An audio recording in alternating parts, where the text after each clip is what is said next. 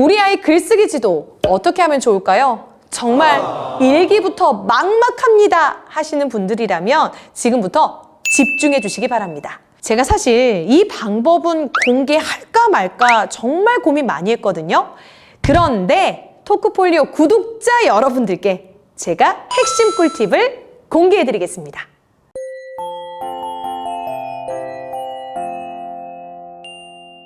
우리가 경험을 바탕으로 한 모든 글들을 에세이라고 부릅니다. 이 에세이를 어릴 때부터 우리는 다양하게 접해오거든요. 초등학교 저학년 때는요, 하루에 경험했던 일을 바탕으로 쓰는 일기 쓰기를 하게 되고요.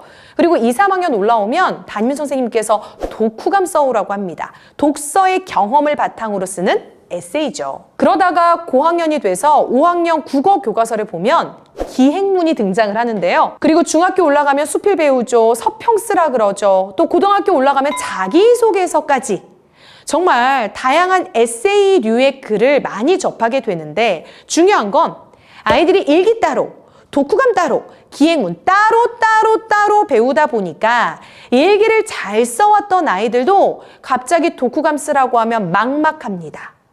독후감을 잘 썼던 아이들도요, 기행문을 접하면 이건 또 뭐지? 어떻게 써야 되지? 어렵게만 느껴집니다. 일기 따로, 독후감 따로, 기행문 따로 배우는 것이 아니라 에세이라는 큰 글의 장르에서 접근해 주신다면 아이들의 글쓰기 지도가 매우 수월해질 수 있습니다.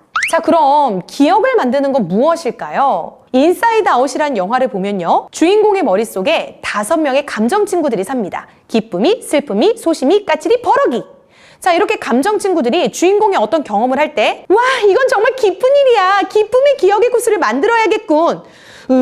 이건 화가 나서 못 참겠어. 화난 기억을 만들어야겠어. 라고 감정 친구들이 기억의 구슬을 만들게 됩니다. 결국 기억을 만드는 건 내가 경험했던 사실이 아니라 그 사실을 경험하는 과정에서 느꼈던 나의 감정, 생각, 느낌이라는 것이죠. 그래서 우리 아이들이 사실 위주가 아니라 감정과 느낌, 생각 위주의 글을 쓰게 도와주셔야 합니다. 처음부터 구체적으로 장황하게 나의 생각과 감정을 잘 녹여서 설명할 수 있다면 정말 좋겠지만 어렵죠. 그래서 처음에는요, 3단계 감정부터 시작하시면 됩니다.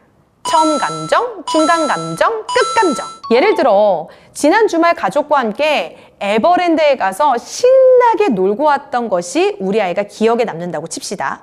아이에게 에버랜드에 출발하면서 처음 감정은 어땠는지, 그리고 에버랜드에서 느꼈던 중간 감정은 어땠는지, 그리고 에버랜드에서 돌아오면서 마지막 끝 감정은 어땠는지 감정부터 인터뷰해 주셔야 합니다. 우리 아이가 처음 감정이 답답함과 짜증남, 중간 감정이 놀람과 신남, 그리고 마지막 감정이 미안함과 아쉬움이라고 쳐볼게요. 그래서 그 감정을 왜 느꼈는지에 대한 사실이 구체화되면 일기는 끝입니다. 저는 지난 주말 가족과 함께 에버랜드에 다녀왔습니다. 그날이 제 생일이었거든요. 그런데 아침부터 저는 좀 짜증이 났습니다. 특별하게 내 생일인 만큼 서울 롯데타워에 가서 서울 구경도 하고 롯데월드에 가고 싶었는데 엄마가 에버랜드 연간 회원권 있다고 그냥 에버랜드에 가야 한다고 했기 때문입니다. 툴툴대는 마음으로 아빠 차를 타고 에버랜드로 향했습니다. 그런데 이게 웬걸? 막상 에버랜드에 도착하니 주차장이 텅 비어 있었습니다. 저는 깜짝 놀랐죠. 생각보다 에버랜드에 사람이 많이 없어서 그날만큼은 제가 타고 싶었던 바이킹을 5번이나 탈 수 있어서 매우 신이 났습니다. 하루 종일 신나게 놀고 드디어 집에 갈 시간이 되었습니다. 막상 집에 갈 생각을 하니 너무 아쉬웠고 갑자기 엄마에게 미안한 마음이 들었습니다. 이렇게 재밌을 줄 알았으면 아침에 롯데월드 가자고 떼부리지 말았을걸. 엄마에게 떼부리는 그런 어리석은 행동은 하지 않아야겠다고 생각했습니다. 이렇게 처음 감정, 중간 감정, 끝 감정만 잘 녹여져 있어도 풍부한 일기 쓰기를 할 수 있습니다. 마지막에 팁을 하나 더 드리면요, 내 경험에 예쁘게 색을 입히며 메시지 도출까지 하게 된다면 에세이는 끝입니다.